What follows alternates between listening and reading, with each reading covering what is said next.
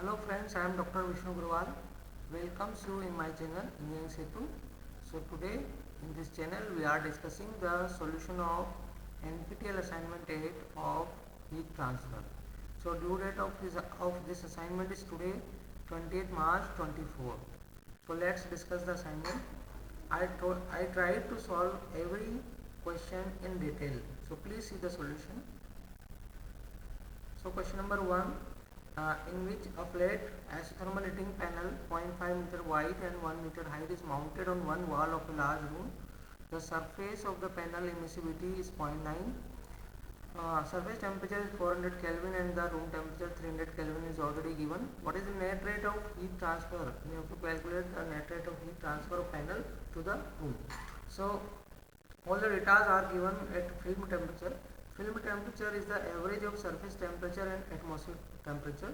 So you will get the 350, and at this film temperature we have to see all the datas like kinematic viscosity, thermal conductivity, thermal diffusivity, Prandtl number. Formula is given because it is a combined problem of convection radiation here. So we will calculate the beta, which is 1 upon Tf. So 1 upon 350 is the beta. First we have to, so in this formula H is unknown. Everything is known, only H is unknown. For calculating H, first we will calculate the Reynolds number. So in this formula, if you put all the values, you will get the 4.483 into 10 to the power 4. If we compare with the limit, this flow comes under the category of the buoyant flow. So after that we have to calculate the Nusselt number. So Nusselt number will be of 195. So I made the mistake here. So here the Nusselt number will be 195, and by the Nusselt number we will calculate the H, which comes 5.87 watt per meter square Kelvin. So this is the H. Okay. Now by putting all the values in this formula, you will get the value 740 watt. So for question number 1, answer A is correct. Come to the question number 2. Question number 2, determine the maximum allowable uniform heat flux that may be imposed at a wall heating panel 1 meter high with the maximum temperature 37 degrees centigrade and the atmospheric temperature 25 degrees centigrade is already given. So see the solution.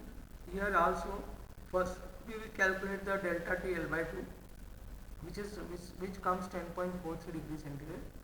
Then we have to calculate again Reynolds number because H is unknown here also. So by Reynolds number, when we compare the limit with then we will find that it is a laminar flow. Then again by the Nusselt number we will calculate the H, so which comes 2.382, and then by this flux formula Q by A is the flux, small qs, H delta T. So we will get the answer 24.85 watt per meter square. So for question number 2, C option is correct. Now come to the question number 3. Question number 3 also a free convection problem. So here also we have to calculate the heat transfer rate. All data are given. It is a similar problem as previous we have done. So when we calculate, we will get the answer 380. So answer will be 380 here. So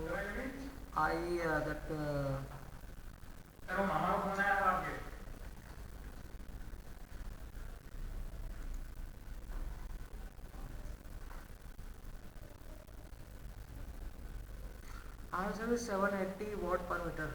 So for question number 3, the answer is 780 watt per meter. Now come to the question number 4. Estimate the nucleate pool boiling heat transfer coefficient for water boiling at atmospheric pressure. It is a nucleate pool boiling heat transfer problem. So we have to calculate the nucleate pool boiling heat transfer coefficient. So formula is already given. Just we have to put all the data in this formula. So by putting these values in formula, we find the value of Q is 137 kilowatt per meter square, and then we have to calculate H is equal to Qs upon delta T. Delta T is 10 degrees centigrade. So we find the Answer 13.7. So 13690 watt per meter square Kelvin is the right answer. So option B is correct for the question number 4. Now come to the question number 5. Question number 5 is also a similar problem as question number 4. It is a nuclear cooled boiling heat transfer problem. Here also the formula is given, data are given. Just put the values, you will get the answer 30520. And if we see all the options, the nearest answer will be option A, 30790 watt per meter square Kelvin.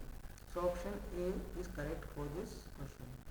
So there are 5 questions. So I tried my best to solve these questions. So answer is here. Thank you for listening. Thank you.